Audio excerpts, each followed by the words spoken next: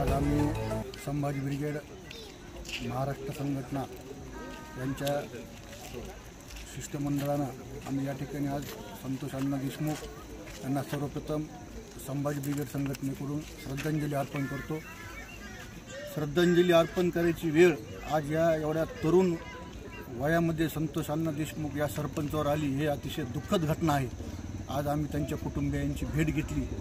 आज 5-6 दिवस होऊन गेले तरीसुद्धा पूर्ण आरोपी या ठिकाणी अटक करण्यामध्ये हे पोलीस प्रशासन आणि इथली यंत्रणा सक्षमपणे अपयशी ठरलेली आहे।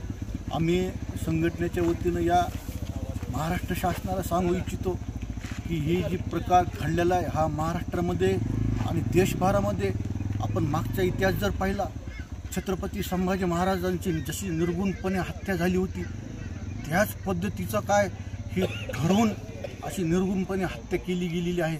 याचा काय निषेध करावा तेवढा कमी आहे।